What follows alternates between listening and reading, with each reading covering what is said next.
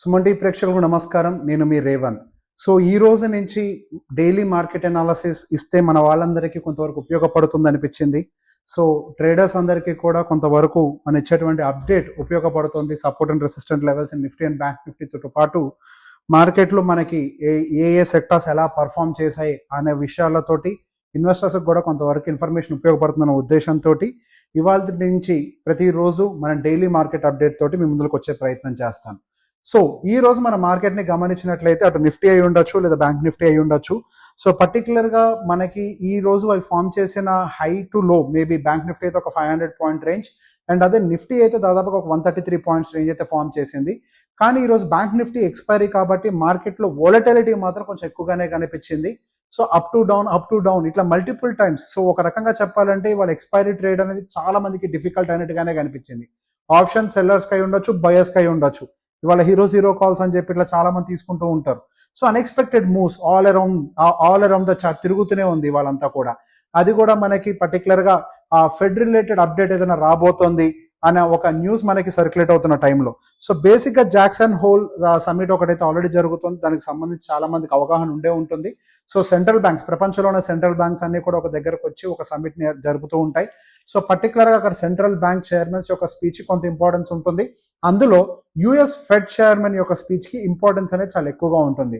So US fed chairman పర్టికులర్గా దానికి సంబంధించి అంటే ఇంట్రెస్ట్ రేట్స్కి సంబంధించి కానీ ఎకానమీకి సంబంధించి కానీ ఎటువంటి కామెంట్స్ చేయబోతున్నారు అనేది మనం కీన్గా అబ్జర్వ్ చేస్తున్నాం. అది మనమే కాదు, యుఎస్ మార్కెట్స్ కూడా అబ్జర్వ్ చేస్తున్నాయి. సో ఈ స్పీచ్ తర్వాత మార్కెట్స్ యొక్క డైరెక్షన్ కూడా మారే అవకాశాలు అయితే ఉన్నాయి. సో యుఎస్ మార్కెట్స్ కూడా కొంతవరకు అంటే మేబీ ఆ స్పీచ్ వల్ల ఏమో మన మార్కెట్స్ కూడా ఒక రకంగా ఇవాళ ఓపెనింగ్ అండ్ క్లోజింగ్ అంతా అంటే న్యూట్రల్, అంటే ఇన్ బిట్వీన్ మనకు వాలటిలిటీ ఉన్నప్పటికీ closing almost near to neutral ఇచ్చినట్టుగానే కనిపిస్తుంది. నిఫ్టీ అంతా హార్డ్లీ ఒక 20 పాయింట్స్ హైయర్ సైడ్ క్లోజ్ అయినట్లయితే బ్యాంక్ నిఫ్టీ అంత వాలటిలిటీ తర్వాత కూడా డౌన్ సైడ్ ఒక 117 పాయింట్స్ మాత్రమే డౌన్ సైడ్ క్లోజ్ అయింది.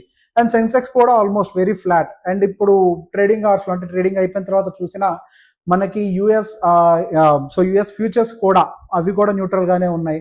యూరోపియన్ మార్కెట్స్ కూడా కొంత మైల్డ్ పాజిటివ్గా ఉన్నాయి. సో మేబీ ఆ మీటింగ్ హెడ్ ఎటువంటి డైరెక్షన్ తీసుకోవడానికి ఎవరు ఇంట్రెస్ట్ చూపించట్లేదేమో. బట్ ఇండియా విక్స్ మాత్రం కొంతవరకు కూల్ డౌన్ అయింది. సో మార్కెట్లో సర్ప్రైజెస్ న్యూసెస్ ఏమి ఉండవు అని మార్కెట్ నమ్మిందేమో పర్టికులర్గా. సో మనం అదే ఈరోజు బ్రాడర్ మార్కెట్ విషయం కూడా గమనించినట్లయితే ఈరోజు నిఫ్టీ అండ్ బ్యాంక్ నిఫ్టీ వీటిల్లో కొంత ప్రెషర్ ఉన్నప్పటికీ బ్రాడర్ మార్కెట్స్ వైజ్గా మాత్రం కొంతవరకు పాజిటివ్నెస్ అయితే కనిపించింది. మిడ్ అండ్ స్మాల్ క్యాప్ అయితే ఈ రోజు మన మార్కెట్స్ని అయితే అవుట్ పర్ఫార్మ్ చేసాయి.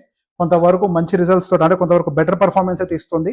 So mid and small cap విషయంలో పర్టికులర్గా అది ఎంటైర్ సెగ్మెంట్ అంతా మూవ్ కావట్లేదు.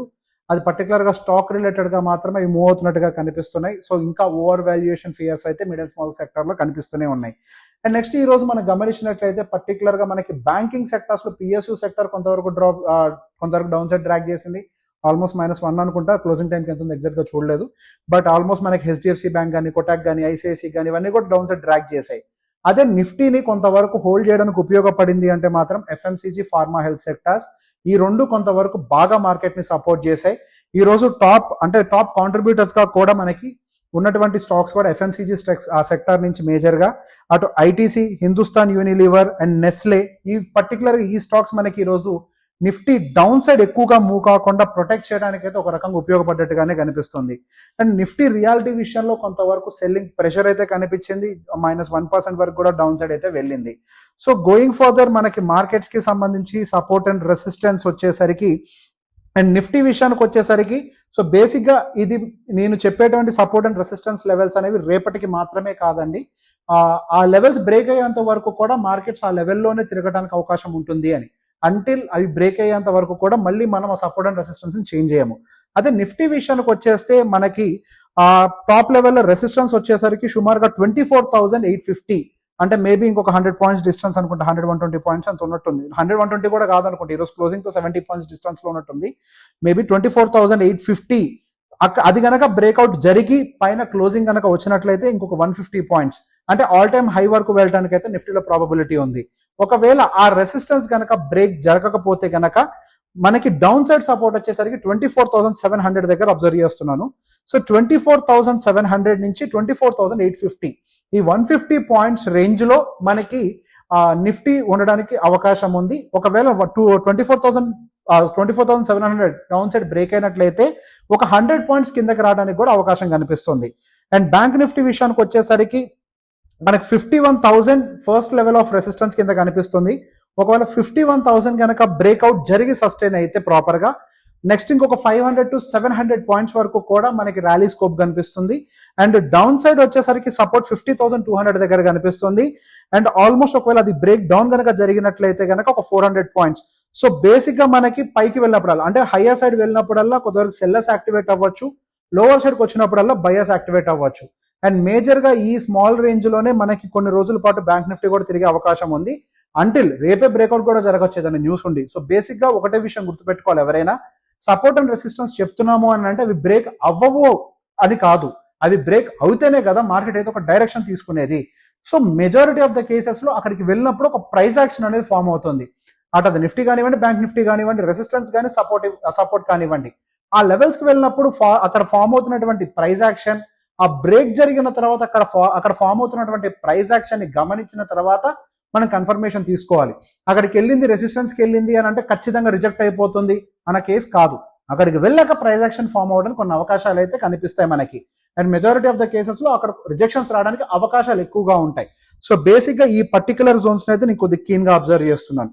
అండ్ దాంతో పాటుగా ఐఎమ్ వెరీ హ్యాపీ అండ్ మన ఆర్బీఐ గవర్నర్ గారికి బెస్ట్ సెంట్రల్ బ్యాంక్ చైర్ గా మనకి రెండోసారి అవార్డు అయితే వచ్చింది. అండ్ లాస్ట్ ఇయర్ కూడా వచ్చింది, ఈ ఇయర్ కూడా కన్సిక్యూటివ్ గా వచ్చింది. And there is no doubt మన ప్రపంచ వ్యాప్తంగా బ్యాంకులకు సంబంధించి పోయిన సంవత్సరంలో కూడా యుఎస్ లో కూడా కొన్ని బ్యాంకులకు సంబంధించి సమస్యలు చూసాం, చైనాలో కూడా బ్యాంకులు రిలేటెడ్ గా ప్రాబ్లమ్స్ ఫేస్ అవడం చూసాం. బట్ ఇండియన్ బ్యాంక్స్ అనేవి చాలా స్టేబుల్ గా ఉన్నాయి. అందులో డెఫినెట్ గా ఆర్బీఐ చైర్పర్సన్ గారి ఐడియాలజీ వర్కౌట్ అవుతుంది. అండ్ ఇండియన్ బ్యాంక్స్ అన్ని ఇంత ఫండమెంటల్ గా స్ట్రాంగ్ ఉండడానికి కారణం మన RBI. And we're very happy and we're very proud. And ఈ సంవత్సరం కూడా ఆర్బీఐకి అంటే మన శక్తికాంత్ దాస్ గారికి రెండోసారి కూడా best central bank chairman award రావడం అనేది చాలా సంతోషకరమైన విషయం. సో అగైన్ రేపు ఇదే టైంకి ఒకసారి మళ్ళీ మీ ముందరికి మార్కెట్ అప్డేట్ తోటి వచ్చే ప్రయత్నం చేస్తాను. Thank you very much.